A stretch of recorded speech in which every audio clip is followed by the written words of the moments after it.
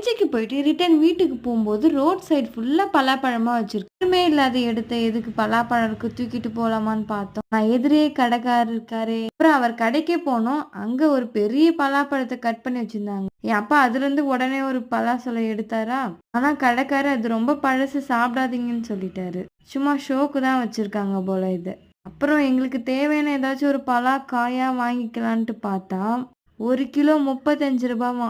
சரின்ட்டு நாங்களும் சின்னதா ஒரு பலாப்பழம் வாங்கிக்கலான்ட்டு பார்த்து எடுத்தோம். அது 10 கிலோ வந்துச்சு. 10 கிலோ வந்து 350 ரூபான்னு சொன்னாங்க. எங்க அம்மாவும் பேரம் பேச ஆரம்பிச்சுட்டாங்க. பல நிமிடங்களுக்கு பிறகுதான் இந்த பலாக்காயுடைய விலை 250 ரூபா குறைஞ்சி அதை வாங்கிட்டு வந்தாங்க. இந்த கடையில பலாக்காய் நல்லா பெருசா அழகாவும் இருக்குது. அதுக்கு பக்கத்துல கெட்டுப்போன பலாப்பழங்களும் இருந்துச்சு. அதை என்ன பண்ணுவாங்கன்னு தெரியல. அப்புறம் எங்க அக்கா ஹாப்பியா ஆயிடுச்சு அந்த பலாப்பழத்தை வாங்கணும். அவ மூஞ்சில ஒரு சிரிப்பு பார்க்கணுமே. பலாப்பழம் கிடைச்சிட்டுடான்ட்டு எடுத்து போயிட்டு வண்டியில வச்சுட்டு